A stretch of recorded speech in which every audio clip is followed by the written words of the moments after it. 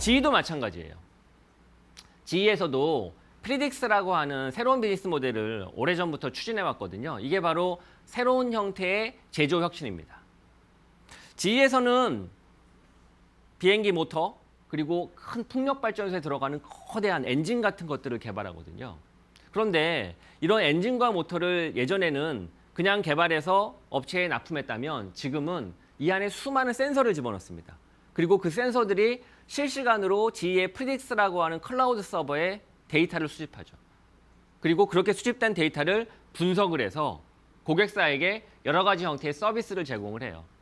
예를 들면 지금 대한항공의 보잉 747이 미국을 향해서 태평양 상공을 나르고 있다고 쳐봐요. 그 순간에 GE의 프리딕스 서버에는 그 대한항공의 비행기의 모터가 어떻게 동작되는지를 계속 데이터로 실시간 수집한다고요. So what? 그래서 그렇게 분석된 데이터를 기반으로 이거 일주일 후가 되면 이 모터에 엔진에 뭐가 문제가 생겨서 고장이 날 수 있으니 수리를 미리 받아봐야 되겠는데 이런 형태의 서비스를 고객사에게 제공하는 거죠. 원래 우리는 일반적으로 고장이 나야 애프터 서비스를 받거든요. 그런데 지금 말씀드린 GE의 프리딕스라고 하는 서비스는 비포 서비스예요. AS가 아니라 BS라고요. 고장도 나기 전에 고장이 날 것 같으니 미리 한번 체크를 해봐야 된다라고 이야기를 해준다는 거죠. 그게 가능한 이유가 뭐겠습니까? 실시간으로 계속 데이터를 수집하기 때문에 가능하다고요. 그렇게 실시간으로 수집된 데이터를 기반으로 분석을 하고 그런 분석된 정보를 기반으로 고장이 날 것 같다라고 미리 알려주는 거죠. 사실 한번 기계적으로 생각을 해보세요. 비행기가 고장이 나서 고치는 것과 고장도 나기 전에 고치는 것과 어떤 차이가 있겠습니까? 비행기가 고장나서 고치면 손실이 어마어마하다고요. 고장 나기 전에 고쳐야죠. 근데 고장 나기 전에 고칠 수가 없어요. 왜? 고장이 날지 언제 날지 알 수가 없거든요. 하지만 프리딕스라고 하는 미래 예측 서비스를 이용하게 되면 데이터가 실시간으로 수집되기 때문에 그런 분석이 가능하죠. 예를 들어 풍력발전소에서 돌아가는 GE의 모터에서 데이터를 수집한다고요. 그러다 보면 이 풍력발전소가 수율을 높이려고 하면, 즉 에너지를 20% 더 생산을 높이려고 하면 바람이 북남향으로 불 때는 이런 방식으로 바꿔야 되겠네라고 서비스를, 컨설팅을 제공할 수 있어야 되거든요. 하지만 기존의 모터는 그런 걸 알 수가 없었죠. 왜? 모터가 어떻게 동작하는지 전혀 알 수가 없었거든요. 근데 지금 GE의 프리딕스라고 하는 기능은 수많은 센서가 들어가서 현재 바람의 방향, 풍속, 그리고 모터가 어떻게 동작하는지를 계속 알 수가 있기 때문에 풍력발전소에 재현할 수가 있죠. 풍력발전소에 그동안 1개월 동안 동작되는 상태를 보니 이런 방식으로 운영될 때 훨씬 더 효율적이겠네라고 컨설팅을 제공할 수가 있다고요. 바로 데이터 기반의 컨설팅이죠. 새로운 비즈니스 모델이죠. 새로운 혁신이고 GE는 바로 이런 프리딕스라고 하는 새로운 산업용 사물 인터넷 서비스를 오래전부터 추진해 왔습니다. 아까 설명드렸던 Y축이죠. 단순하게 공장의 효율화만 추진한 게 아니라 생산성만 효율화된 게 아니라 실질적으로 새로운 비즈니스 모델이 만들어져서 프로덕트의 혁신이 이루어진 거죠. 그래서 바로 Y축입니다. 근데 마찬가지로 아디다스처럼 GE의 프리딕스도 지금 현재 상황은 썩 좋지만은 않아요.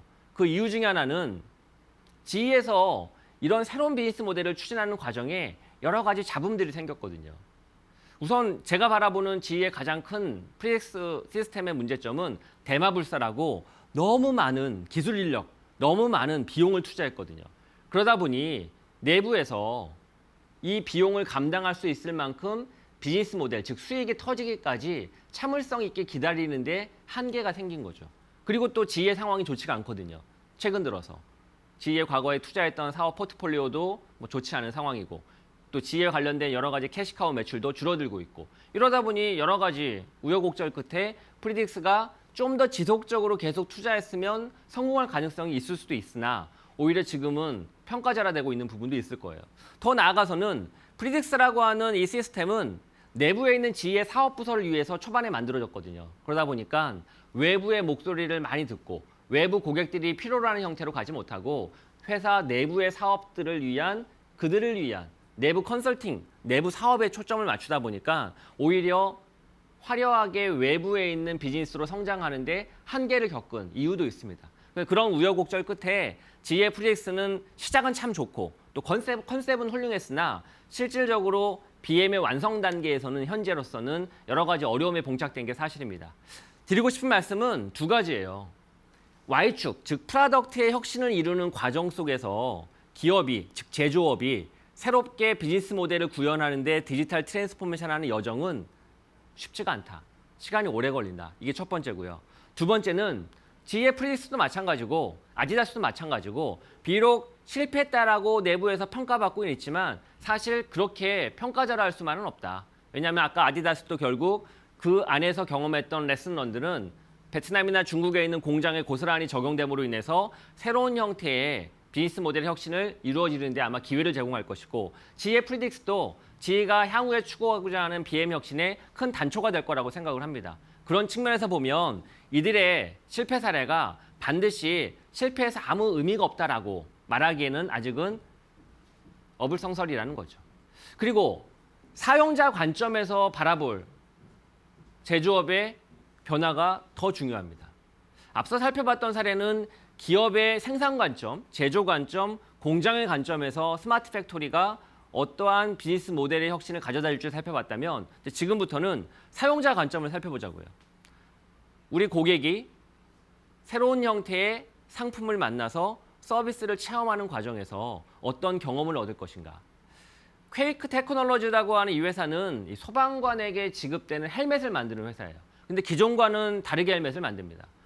이 헬멧을 쓰고 화재 현장을 가게 되면 과거에는 볼 수 없었던 장면을 보게 돼요.